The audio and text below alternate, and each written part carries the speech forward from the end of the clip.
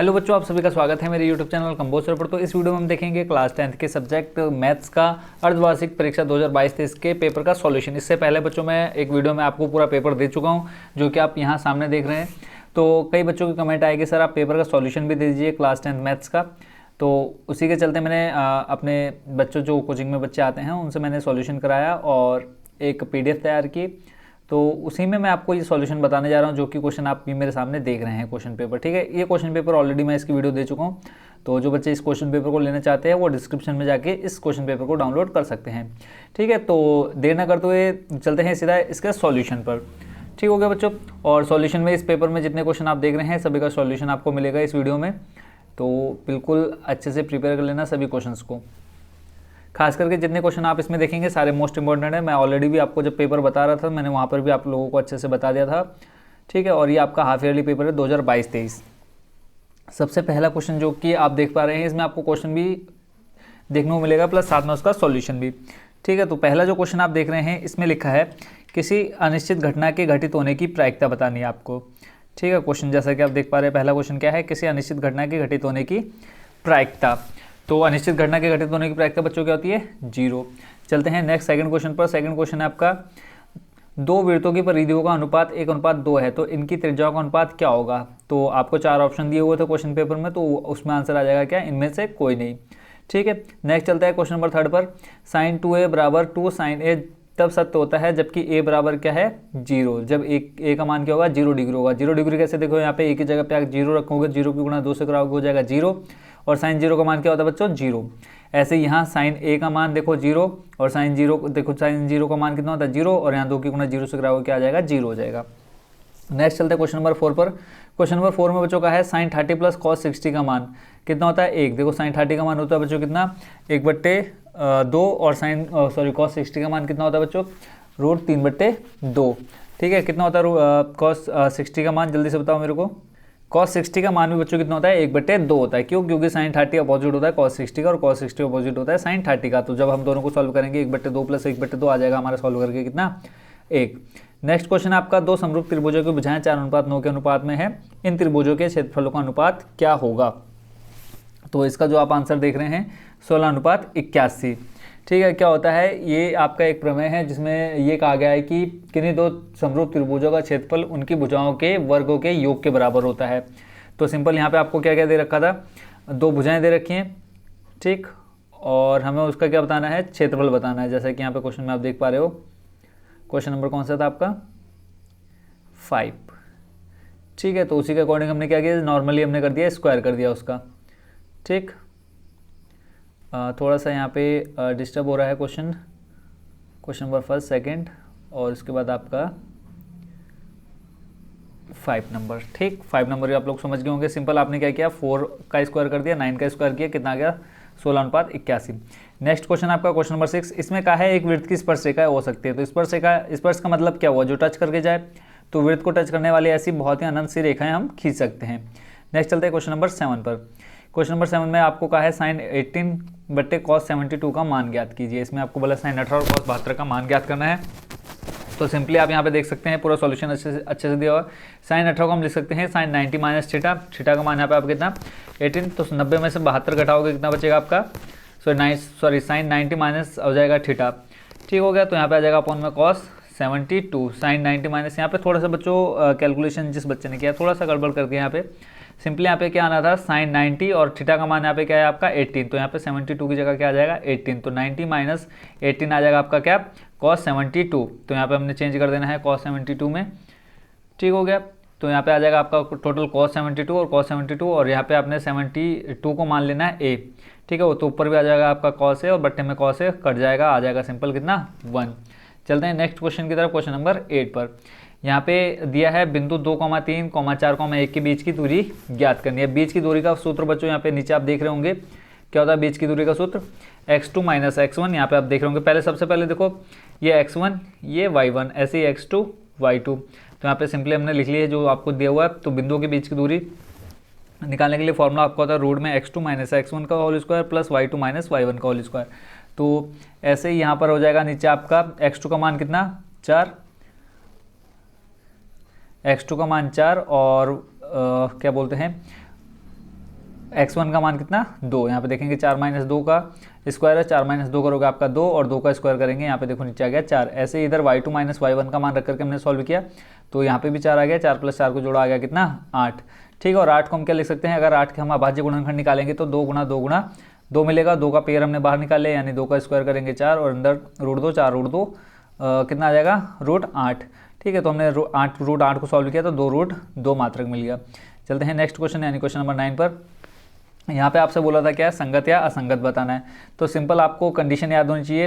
देखो संगत की कंडीशन क्या होती है, a1/a2 is not equal to b1/b2 होना चाहिए, तो वो आपका क्या हो जाएगा, संगत हो जाएगा।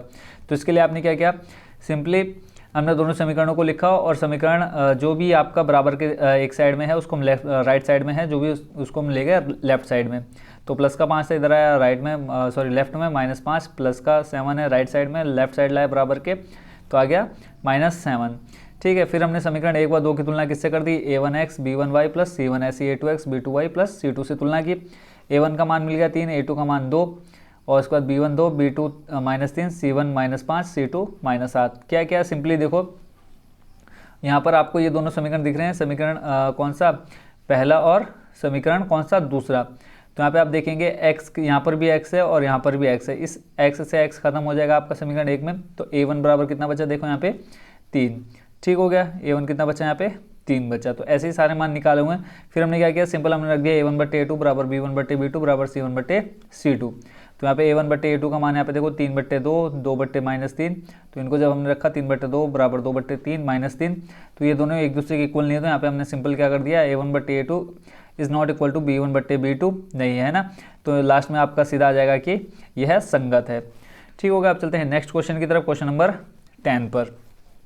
इसमें आपसे कहा है साइन a बराबर 3/4 हो तो कॉस a का मान ज्ञात कीजिए। बहुत सरल है बच्चों, देखो साइन a बराबर दे रखा आपको कितना 3/4। बस आपको क्या पता होना चाहिए, आपको ये डायग्राम की भी जरूरत नहीं, जो आपको साइड में डायग्राम देख रहे हैं इसकी भी जरूरत नहीं पड़ेगी। सीधे सीधे आपने क्या करना है, साइन a बराबर देख लो क्या होता है, साइन होता है लंब बट्टे क्या होता है, लंब बट्टे कर्ण, लाल बट्टे कक्का करके आपने याद किया होगा लंब बट्टे कर्ण।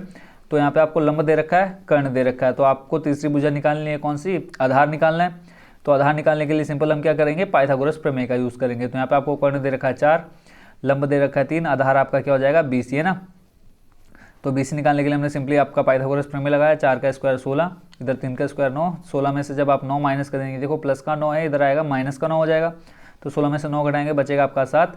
और यहाँ पे देखो इधर BC स्क्वायर है, BC स्क्वायर यहाँ से स्क्वायर हटा, इधर लग गया रूट। तो BC बराबर कितना आ गया, रूट में 7, यानी आपको आधार मिल गया 7।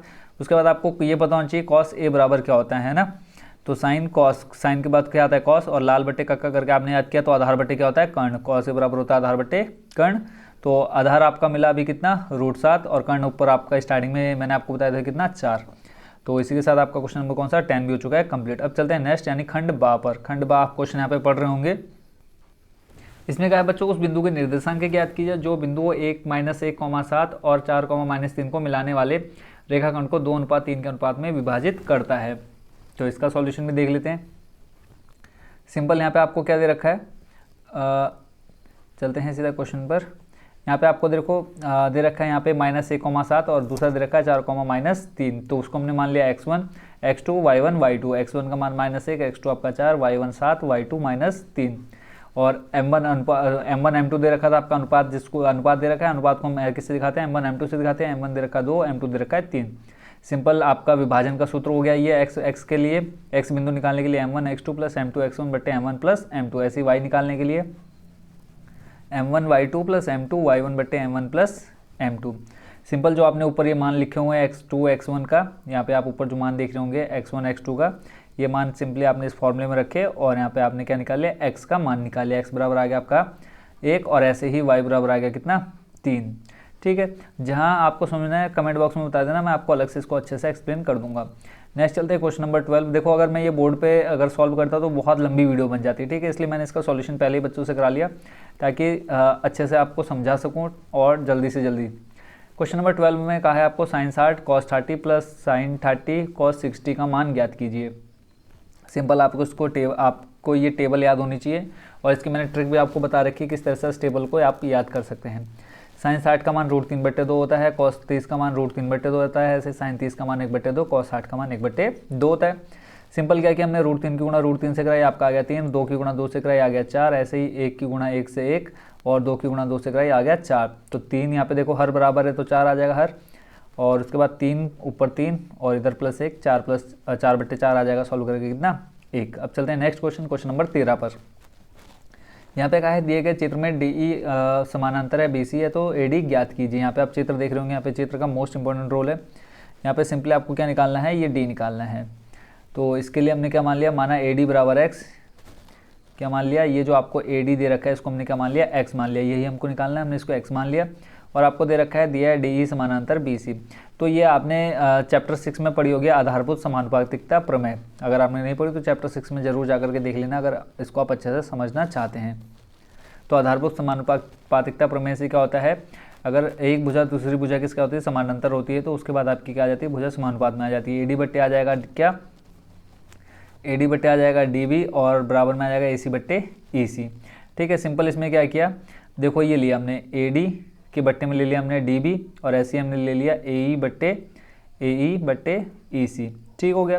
तो जो जिसका मान दे रखा है, देखो हमने AD का मान निकालना है, बाकी हमको मान दे रखे हैं DB का और उसके बाद AC का और EC का मान दे रखा है। सिंपल हमने क्या लिया, क्रॉस मल्टीप्लाई करा दिया AD की गुणा 5.4 में, ठीक है, और ऐसे ही 7.2 की मल्टीप्लाई 1.8 में। तो ये 7.2 इंटू 1.8 करके जो भी आया, फिर उसके बाद हमने भाग दे दिया 5.4 से, सॉल्व करके आ गया हमारा 2.4।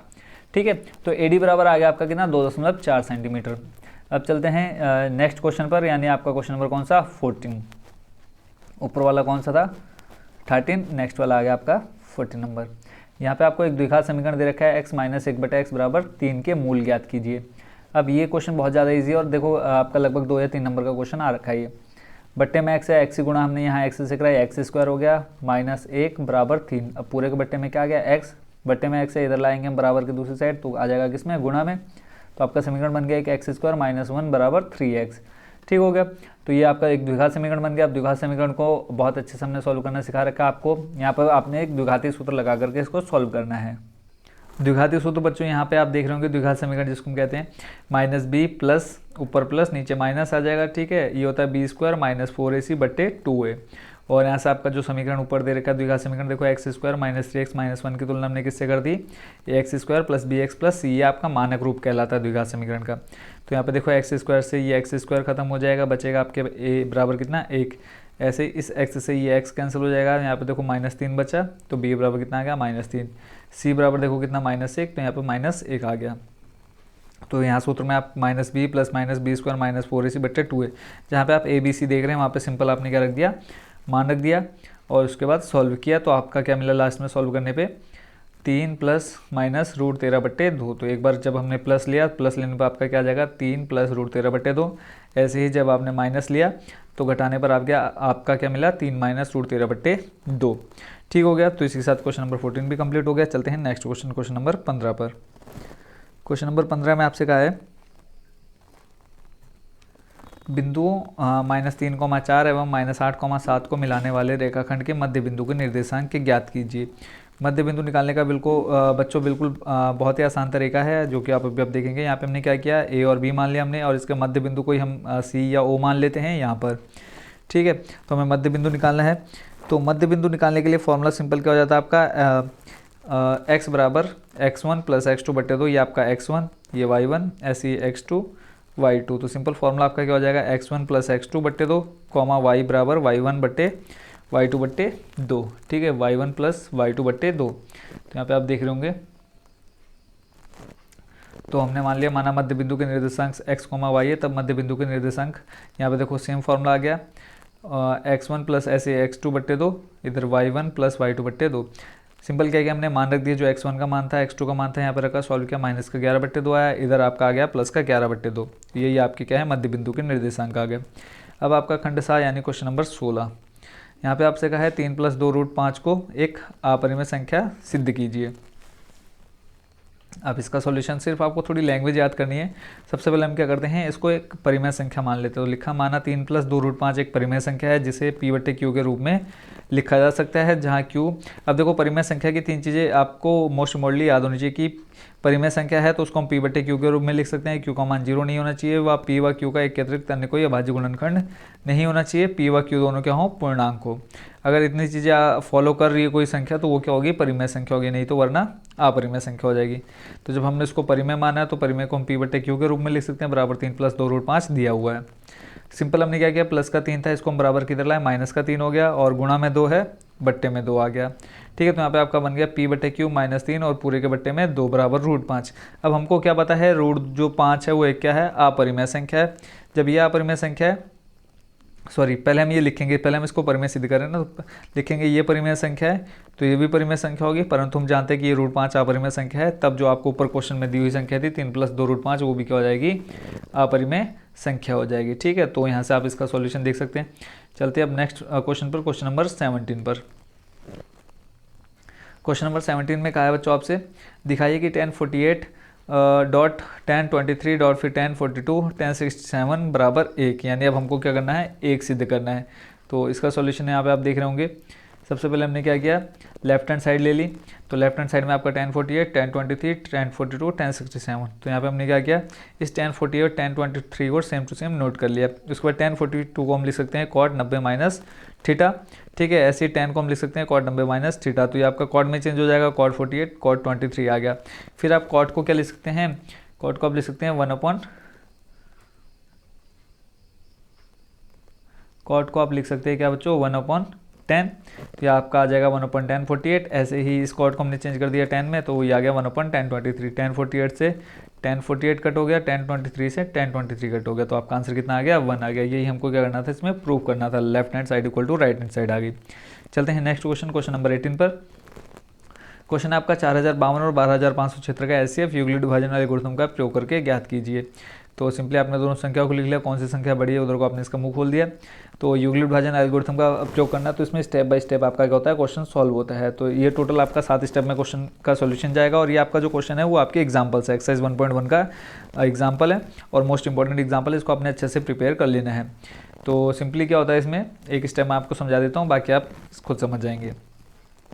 हमने क्या किया, 12500 क्षेत्र को भाग दिया 4052 में, और 3 बार हमने पहाड़ा पढ़ा, ठीक है, जितना भी आया, और उसमें शेष आपका बचा कितना, 420। तो इसी तरह सिंपली आपने क्या करना है, 12500 क्षेत्र को 4052 में भाग देना है, और कितनी बार गुणा करने पे लगभग इसके हम आसपास पहुँचे, 3 बार, और फिर जब हमने घटाया तो शेष बचा आपका 420। नेक्स्ट स्टेप में क्या होता है, ये 4052 चले जाता है इस अगले वाले की जगह पर, ठीक है, और जो शेष बचता है वो आ जाता है कहाँ पर, इस भाजक की जगह पर। ठीक है, फॉर्मूला क्या होता है आपका, भाज्य बराबर भाजक गुणा भागफल प्लस शेषफल। तो सिंपल क्या हो जाता है, भाज्य और भाजक आपस में चेंज होते रहते हैं जब तक कि आपका क्या आ जाए, शेषफल 0 ना आ जाए। तो इस तरह से आपका जो लास्ट स्टेप में यहाँ पे आ जाएगा, किसकी जगह पे, भाजक की जगह पर, वही आपका क्या हो जाएगा, आंसर हो जाएगा। जब आपका शेषफल 0 आ जाए और यहाँ पे जो भाजक रहेगा इस जगह पर, वही आपका आंसर आ जाएगा। तो यहाँ पे एचसीएफ कितना आ गया, 4 हो गया। तो चलते हैं नेक्स्ट क्वेश्चन पर, क्वेश्चन नंबर 29 पर। यहाँ पे बोला है 2 संख्याओं का अंतर 26 है और एक संख्या दूसरी संख्या की 3 गुनी है, पहली संख्या ज्ञात कीजिए। सिंपली हमने माना पहली संख्या बराबर x, दूसरी संख्या बराबर 3x। तो हमने दोनों संख्याओं का अंतर क्वेश्चन में दिया हुआ है, क्वेश्चन में हमको दिया हुआ है, तो हमने क्या ले लिया, दोनों संख्याओं का अंतर निकाल लिया। बड़ी संख्या से हमने छोटी संख्या माइनस की, तो 3x - x बराबर 26, 3x में से एक x गया, बचा 2x बराबर 26, गुणा में 2 है, चले जाएगा बट्टे में, तो x बराबर आ जाएगा 26/2, सॉल्व करने पे कितना, 13। और x हमने माना था पहली संख्या को, जब पहली संख्या 13 है तो दूसरी संख्या कितनी हो जाएगी, 3 को गुणा हम x से यानी 13 से गुणा कराएंगे, कितना हो जाएगा, 13 या 39, तो दूसरी संख्या मिल गई हमको 39। तो इसी के साथ आपका क्वेश्चन नंबर 19 भी हो गया कंप्लीट। अब चलते हैं नेक्स्ट यानी क्वेश्चन नंबर 20 पर। क्वेश्चन नंबर 20 में आपका प्रूव करना है एक्सरसाइज आपका 8.4, क्वेश्चन नंबर 5 का 6 नंबर। यहाँ पे आपको बच्चों 2 क्वेश्चन मिलेंगे, एक आपका मेन और एक आपका अथवा में। तो पहले हम ऊपर वाले दोनों को सॉल्व करेंगे हम 1 बाय 1। सिंपली पहले आपको दे रखा है 1 प्लस साइन ए बट्टे में 1 माइनस साइन ए किसमें, रूट में, बराबर में आपको लाना है sec के बराबर tan है। तो हमने लेफ्ट हैंड साइड लेकर के इसको सॉल्व करना स्टार्ट करना है। तो सबसे पहले आपने क्या किया, ले लिया रूट में 1 प्लस साइन ए बट्टे 1 माइनस साइन है। अब आपने क्या कर दिया, यहाँ पे हर का परिमेयकरण कर दिया। हर का परिमेयकरण बच्चों क्या होता है, जो भी आपके बट्टे में संख्या है, देखो 1 माइनस साइन ए है, तो ये आपका चिन्ह बदल करके गुणा व भाग में चल जाएगी। तो देखो माइनस का था, यहाँ पे 1 प्लस साइन ए आ गया, 1 प्लस साइन ए आ गया। फिर देखो ऊपर 1 प्लस साइन है और इधर भी 1 प्लस साइन है, तो दोनों बराबर है, तो गुणा में आएगा, देखो आ जाएगा स्क्वायर। बट्टे में देखो एक आपका सर्वसमीका बन गई a माइनस बी और a प्लस बी क्या होता है ए स्क्वायर माइनस बी स्क्वायर। एक का स्क्वायर करोगे एक और साइन स्क्वायर का साइन स्क्वायर रहेगा, तो नीचे आ जाएगा आपका देखो 1 माइनस, ऊपर तो भी ऐसे हम सेम रखेंगे, उसमें हम कोई चेंज नहीं करेंगे नीचे, but 1 minus sine square equal to क्या होता है कॉस स्क्वायर ए होता है। तो देखो यहाँ पे स्क्वायर, यहाँ पे स्क्वायर, स्क्वायर से स्क्वायर सॉरी ऊपर स्क्वायर नीचे स्क्वायर, तो उससे आपका क्या हो जाएगा रूट कैंसिल हो जाएगा। ठीक हो गया, तो बचेगा आपके पास 1 प्लस साइन है बट्टे कॉस है। अब यहाँ पे देखो हम इसको क्या ले सकते हैं, अब क्या करना है कॉस ए को हमने अलग अलग बट्टे में ले लेना है, तो जैसे एक के बट्टे में आ गया कॉस है, ऐसे साइन ए बट्टे कॉस आ गया, तो एक बट्टे कॉस, देखो कॉस किसका उल्टा होता है सेक का उल्टा होता है, तो 1 अपॉन कॉस ए को हम लिख सकते हैं सेक ए, साइन बट्टे कॉस को हम लिख सकते हैं टेन ए। तो देखो जो हमें प्रूव करना था वही चीज़ आ चुकी है। नेक्स्ट क्वेश्चन आपका कॉस ए बट्टे 1 प्लस साइन ए प्लस 1 प्लस साइन ए बट्टे कॉस इक्वल टू 2 सेक ए। तो लेफ्ट हैंड साइड है यहाँ पे भी हमने ले ली, तो यहाँ पे आप देख रहे हैं कॉस ए बट्टे 1 प्लस साइन ए प्लस 1 प्लस साइन ए बट्टे कॉस है। सिंपली हमने क्या किया हर बराबर कर लिया, इसका हर बराबर करेंगे तो कॉस है और 1 प्लस साइन ए आ जाएगा, देखो 1 प्लस साइन ए इंटू कॉस है, तो यहाँ पे देखो 1 प्लस साइन ए से 1 प्लस साइन ए कट हो जाएगा, क्या बचेगा कॉस ए, कॉस ए की मल्टीप्लाई हमने करा दी इस कॉस ए से, तो हो गया कॉस स्क्वायर ए, प्लस ऐसे ही इस कॉस ए से और ये कॉस ए हो जाएगा कट, 1 प्लस साइन ए बचा, 1 प्लस साइन ए की मल्टीप्लाई इस 1 प्लस साइन ए से कराई, तो आ गया 1 प्लस साइन ए का स्क्वायर। नेक्स्ट देखो आपका ये cos square A same to same ऐसे ही रहा, यहाँ पे हमने ए प्लस बी का होल स्क्वायर लगा दिया। ठीक है, ध्यान से देखना यहाँ पे क्या किया हमने, यहाँ पे देखो इस a प्लस बी का होल स्क्वायर लगा दिया, a का स्क्वायर यानी 1 का स्क्वायर करेंगे 1 प्लस साइन का साइन a का स्क्वायर करेंगे साइन स्क्वायर a प्लस आ जाएगा 2 साइन a। देखो एक यहाँ पे आना चाहिए आपका 2 a b आना चाहिए, a का मान देखो यहाँ पे 1 है और b का मान साइन है, तो आ गया 2 साइन a। बट्टे में ऐसे रहा, कोई चेंज नहीं है। फिर देखो cos square a plus sine square है, हमने इन दोनों को साथ में लिया, तो आ गया sine square a plus cos square equal to कितना होता है 1 होता है, आपने पढ़ा है फॉर्मूला। प्लस एक यहाँ पर आपका ऑलरेडी है, तो 1 प्लस 1 हो जाएगा 2 और इधर लास्ट में आपका क्या है 2 साइन ए है। ठीक है, तो 1 प्लस 1 हो गया 2 और ऐसे 2 साइन ए, तो ऐसे फिर आपका देखो 2 यहाँ पर भी है 2 इस जगह पर भी, तो दोनों से हमने क्या ले लिया 2 कॉमन ले लिया। जब यहाँ से हमने 2 कॉमन लिया, यहाँ पे बचा 1 और यहाँ पे बचा सिंपल क्या साइन ए, तो यहाँ पे आ जाएगा देखो ऊपर आपका 1 प्लस साइन ए बट्टे में भी 1 प्लस साइन है, इससे ये नीचे हो गया कट, आपका बचा यहाँ पे सिर्फ 2 अपॉन में कॉस ए। तो एक बट्टे कॉस ए भी हमने पढ़ा था क्या सेक ए होता है, तो सिंपली हमने क्या लिख दिया 2 सेक ए आ गया। ठीक है, जो हमको प्रूव करना था वही चीज़ हमको यहाँ पे लास्ट में देखने को मिल गई। तो लेफ्ट हैंड इक्वल टू आ गया आपका राइट हैंड साइड। इसी के साथ आपका क्वेश्चन नंबर कौन सा 20 भी हो चुका है कंप्लीट। अब नेक्स्ट आपका क्वेश्चन नंबर 21। इसमें कहा है बच्चों यदि दो समरूप त्रिभुजों के क्षेत्रफल बराबर हो तो सिद्ध कीजिए कि वे त्रिभुज सर्वांग होते हैं। और इसी के अथवा में एक और आपको दिया क्वेश्चन, ए बी से एक समद्विबाहु त्रिभुज है जिसमें ए बी ए सी बराबर बी सी है। यदि ए बी स्क्वायर बराबर 2 ए सी स्क्वायर है तो सिद्ध कीजिए कि ए बी सी एक समकोण त्रिभुज है। ठीक हो गया, और तो फिर पहले हम ऊपर वाले क्वेश्चन को लेकर के सॉल्व करते हैं, दोनों का सॉल्यूशन देखेंगे 1 बाई 1 करके। तो यहाँ पे पहले यदि दो समरूप त्रिभुजों के क्षेत्रफल बराबर है, तो सबसे पहले हमने माना ए बी सी समरूप है त्रिभुज किसके डी ई एफ के। और जब आपको क्वेश्चन में ही क्या है दिया हुआ हो कि अगर दो त्रिभुज समरूप है, तो सिंपल हमको पता है कि दो त्रिभुज समरूप होने पे उसकी जो संगत भुजाएं होती हैं वो क्या होती हैं आपस में बराबर होती हैं, उनके वर्गों के योग के बराबर होती हैं। ठीक हो गया, तो यहाँ से हमने मान लिया ए बी स्क्वायर बट्टे D E square B C. अब हमने यहाँ पे हमने दो त्रिभुज मान लिए ए बी सी बट्टे डी ई एफ।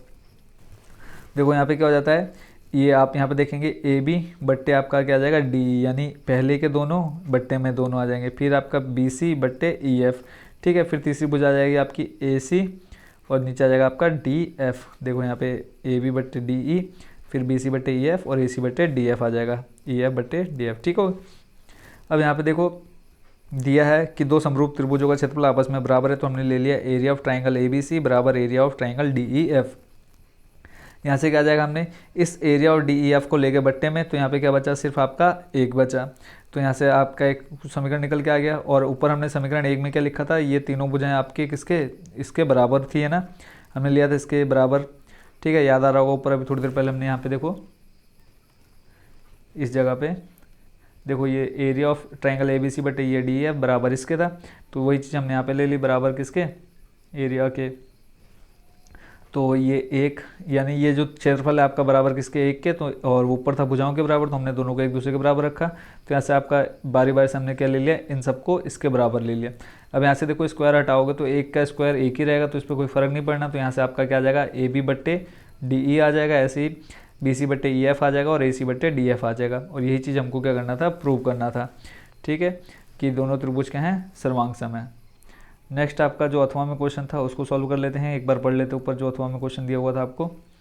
ए बी सी एक समद्विबाहु त्रिभुज है, समद्विबाहु यानी जिसकी दो भुजाएं बराबर होंगी, और एक भुजा आपको ऑलरेडी दे रखी कि ए सी बराबर बी सी है। तो ये भी, और यहाँ पे हमको सिद्ध करना है ए बी स्क्वायर बराबर 2ac²। तो इसका सॉल्यूशन भी देख लेते हैं।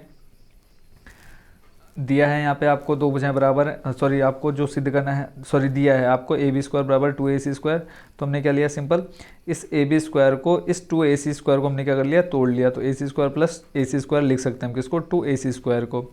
और स्टार्टिंग में क्वेश्चन में हमको दे रखा है कि ac² बराबर है bc² के। देखो हमने इस क्वेश्चन में दिया था सी बराबर बी सी, तो हमने इस ac की जगह पे bc लिख लिया। ठीक है, आगे देखते हैं। और यहाँ पे हमें क्या गया था, ये भुजाएं पाइथागोरस प्रमेय को संतुष्ट करती है, तो ABC एक क्या है, समकोण त्रिभुज है। देखो इतना छोटा सा आंसर। नेक्स्ट चलते हैं क्वेश्चन नंबर 22 पर।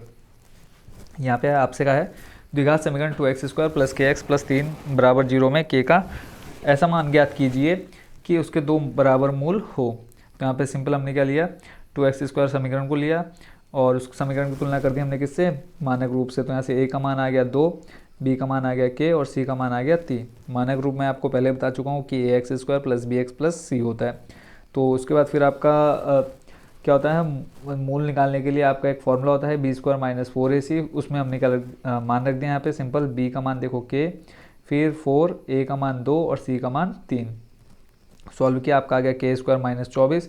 इस k² माइनस, देखो क्योंकि दोनों मूल बराबर है, था k² माइनस 24 बराबर हमने ले लिया 0। माइनस का 24 है, बराबर के दूसरी साइड आएगा प्लस का 24 हो जाएगा। तो k बराबर आ जाएगा बच्चों आपका प्लस माइनस रूट में 24, और इसको आप लिख सकते हैं 2√6। तो यही आपका आंसर है किसका, k का। नेक्स्ट आपका क्वेश्चन नंबर 23। इसमें आपसे कहा है वह अनुपात ज्ञात कीजिए जिसमें बिंदु a ब्रैकेट में आपका 1, -5 और b आपका दे रखा -4, 5 को मिलाने वाला रेखाखंड, कहाँ गया क्वेश्चन, और बोलते बोलते पूरा गला सूख चुका है। ठीक है, तो कोशिश कर रहा हूँ जल्दी से जल्दी ये निपट जाए। बोला है 4, -4, 5 को मिलाने वाला रेखाखंड x अक्ष से विभाजित होता है, इस विभाजित बिंदु के निर्देशांक ज्ञात कीजिए। तो यहाँ पे जो आपको दे रखा है, एक डायग्राम में आप देख रहे होंगे कि a आपको दे रखा है 1, -5। ये यहाँ पे x अक्ष पर देखो, x अक्ष पर y हमेशा क्या होता है, 0 होता है। ये आपने हमेशा याद रखना है। x आ गया 0 और b बराबर आपका आ गया -4/5। तो उसके बाद फिर हमने मान लिया, माना बिंदु c रेखाखंड को विभाजित करता है, तो बिंदु c के निर्देशांक हमने मान लिया x, 0 और m1 m2 हमें क्या करना है, निकालना है। तो m1 आपका आ गया x, सॉरी यहाँ से हमने ले लिया x बराबर क्या, 0। नेक्स्ट चलते हैं, यहाँ पर देखेंगे आप, देखो y का मान हमें 0 दे रखा, तो पहले हमने क्या लिखा, y वाले में विभाजन सूत्र लगाया। y वाले में विभाजन सूत्र लगा करके हमने क्या निकाल लिया, पहले m1 m2 निकाल लिया, उसके बाद फिर x वाला विभाजन सूत्र लगा करके x के निर्देशांक निकाल लिए। देखो विभाजन सूत्र क्या होता है, m1 y2 plus m2 y1 बट्टे m1 प्लस m2। ठीक हो गया। तो यहाँ पे जहाँ y2 y1 है, वहाँ पे आप अगर x का निकालना होगा तो x2 x1 आ जाएगा। तो y देखो 0 है, क्यों, क्योंकि x पर बोल रखा है क्वेश्चन में। सिंपल हमने इसको सॉल्व किया और यहाँ से आपका m1 m2 आ गया कितना निकल करके, 1:1। ठीक है, सॉल्यूशन में कहीं गड़बड़ होगी या प्रॉब्लम होगी तो आप मेरे को जरूर कमेंट बॉक्स में बताना कि सर सॉल्यूशन समझ में नहीं आया। उसके बाद जब हमको m1 m2 का मान मिल गया तो हमने x बराबर निकाल लिया, m1 x2 सेम फार्मूला जो भी बताया। तो यहाँ पे हमने x1 x2 का मान हमें पहले ही दे रखा है, यहाँ पे हमने m1 और m2 का मान रख करके क्या निकाल लिया, x बिंदु के निर्देशांक निकाल लिए। तो x बिंदु के निर्देशांक क्या आ गया, -3/2। तो बिंदु c के निर्देशांक आगे देखो आ गया 0, सॉरी यहाँ पे थोड़ा सा गड़बड़ कर दिया जिस बच्चे ने सॉल्व किया। ठीक है, तो अब देखो वो भी बच्चे हैं तो थोड़ी बहुत गलती हो जाती है। -3/2 आएगा पहले और 0 आएगा बाद में, यानी -3/2, 0 आएगा इसका आंसर। नेक्स्ट आपका क्वेश्चन नंबर 24। क्वेश्चन नंबर 24 में कहा है दो ऐसे क्रमागत विषम धनात्मक पूर्णांक ज्ञात की जिनके वर्गों का योग 290 हो। तो यहाँ पे हम मान लेंगे, माना पहला क्रमागत विषम पूर्णांक धनात्मक पूर्णांक क्या हो जाएगा, x। क्रमागत पूर्णांक बोला है तो दूसरा पूर्णांक बच्चों क्या हो जाएगा, x+2।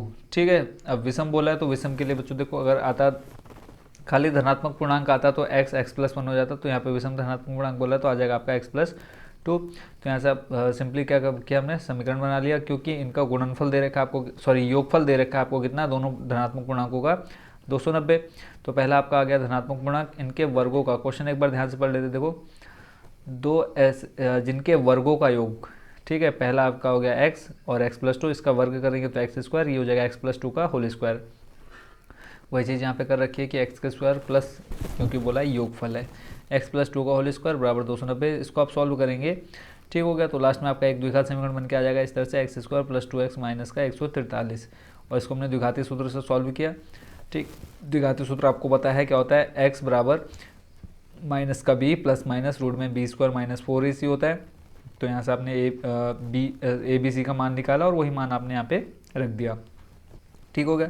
इसको हमने आपने अंदर ब्रैकेट में सॉल्व किया तो आपका आ गया 576। 576 किसका स्क्वायर रूट होता है, 24 का। तो सिंपल आपने पहले एक बार प्लस लेना है, एक बार माइनस लेना है। तो जब आप प्लस का चिन्ह लेंगे तो हो जाएगा -2 प्लस 24/2, प्लस का 24 माइनस का 2 कितना बचेगा 22, और बट्टे में आपका 2, तो आ जाएगा कितना 11। नेक्स्ट क्या लेते हैं, माइनस चिन्ह लेने पर माइनस लोगे तो हो जाएगा आपका -2 -24 यानी माइनस का 26/2 माइनस का 13। तो यहाँ पे हम लिख लेंगे, अतः पहला क्रमागत विषम धनात्मक पूर्णांक कितना हो जाएगा 11, और दूसरा आपका कितना 11 + 2 था, तो यहाँ पे आ जाएगा 13। ये आपने स्टार्टिंग में मान लिया था, ठीक है। तो इसी के साथ आपका कौन सा नंबर, क्वेश्चन नंबर 24 भी हो चुका है कंप्लीट। नेक्स्ट आपका कौन सा number, question number 25। Question number 25 यहाँ पे देखो, ये आपका है एग्जाम्पल यानी 10 चैप्टर से, ठीक हो गया। एक बार इसको हम देख लेते हैं यही क्वेश्चन है या नहीं है, ठीक है। क्वेश्चन को एक बार चेक कर लेते हैं, क्वेश्चन नंबर कौन सा 24 को। तो 24 क्या है, सॉरी 24 है, ये हो गया। इसके बाद 24 सिद्ध कीजिएगा कि इस बाह्य बिंदु से वृत्त पर खींची गई स्पर्शरेखाओं की लंबाइयाँ बराबर होती हैं। तो सेम क्वेश्चन है, ठीक है। तो बच्चा थक चुका था तो इसलिए मैंने उससे कहा कि बाकी का मैं कर देता हूँ। तो इसके बाद फिर ये आपका जो था, ये क्वेश्चन एग्जाम्पल से था, तो फिर ये मैंने डायरेक्ट वहीं से क्या कर लिया, फ़ोटो ले लिया था। तो यहाँ पे आप सिंपली देख सकते हैं, इसमें कोई ज़्यादा काम आपको करना नहीं है। बोला है बाह्य बिंदु से वृत्त पर खींची गई स्पर्शरेखाओं की लंबाइयाँ बराबर होती है, ये आपको सिद्ध करना है, ठीक है। यहाँ पे थोड़ी बहुत हिंदी लिखी है, उसको आपने पढ़ लेना है। हमें बस सिद्ध करना है। देखो आपने क्या बना लिया, एक वृत्त बना लिया और उसके बाहर 2 स्पर्शरेखा खींच लिया। तो यहाँ पे स्पर्शरेखा आपकी कौन सी होगी, PQ और PR 2 स्पर्शरेखा होगी, तो वही आपको सिद्ध करना है, PQ बराबर PR। और उसके बाद यहाँ पे हमको क्या पता है कि समकोण त्रिभुजों में OQP तथा ORP में OQ बराबर OR है, आप चित्र में देखेंगे, ठीक है। देखो ORP बराबर हो जाएगा आपका OQP हो जाएगा, ठीक है। तो OQ बराबर OR, यहाँ देखेंगे OQ बराबर OR, ठीक हो गया। उसके बाद नीचे आपका हो जाएगा PR, इधर आ जाएगा आपका PQ, ठीक हो गया।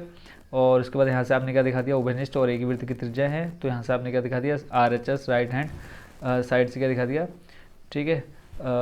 आ जाएगा आपका क्या, सर्वांगसम। और उसके बाद PQ बराबर आपने लिख दिया PR CPCD, और CPCD का मतलब बच्चों क्या होता है, सर्वांगसम त्रिभुज की संगत भुजाएं क्या होती है, बराबर होती हैं। तो इसी के साथ आपका क्वेश्चन नंबर 25 भी हो चुका है कंप्लीट। अब चलते हैं नेक्स्ट क्वेश्चन पर। नेक्स्ट क्वेश्चन आपका ये जो है आपका एक्सरसाइज 5.3 का क्वेश्चन है, ठीक है। तो इसको आप अच्छे से देख सकते हैं, मोस्ट इंपॉर्टेंट क्वेश्चन है। और एक्सरसाइज में मैंने इसको बताया था मोस्ट इंपॉर्टेंट जब मैं ये क्वेश्चन करा रहा था। इसमें बोला है 636 योग प्राप्त करने के लिए AP 9, 17, 25 के कितने पद लेने चाहिए, ठीक हो गया। तो यहाँ पे आप देख सकते हैं, पहला आपका आ जाएगा, देखो पहला जो होता है उसको हम बोलते हैं A, ठीक है। पहला क्या हो जाएगा बच्चों, A आपका दे रखा है 9, D बराबर दे रखा है 17 माइनस 9। D कैसे निकालते हैं, इसमें से इसको हम माइनस कर देते हैं, ठीक हो गया। जब आप माइनस करोगे तो 17 माइनस 9 8 आ जाएगा, और अंतिम पद यानी सॉरी अंतिम पद बोल रहा हूँ, योग आपको दे रखा है 636। सिंपल आपने लगाया, फॉर्मूला लगाया, SN बराबर n/2 ब्रैकेट में 2A + n-1 इंटू D, ठीक हो गया। अब यहाँ पे सिर्फ आपने क्या रखा, मान रखा और इसको सॉल्व किया। तो वीडियो को रोक करके आप इसको अच्छे से समझ सकते हैं। तो लास्ट में आपका आया,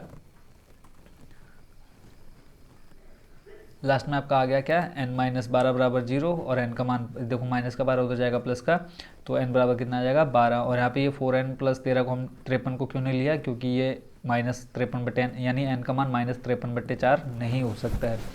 तो n का मान आ गया 12 और 636 योग प्राप्त, हमें देखो n का मान ही बताना था, तो 636 योग प्राप्त करने के लिए हमें 12 पद लेने चाहिए, ठीक होगा। तो इसी के साथ आपका क्वेश्चन नंबर कौन सा 26 भी हो चुका कंप्लीट। नेक्स्ट आपका क्वेश्चन नंबर 27।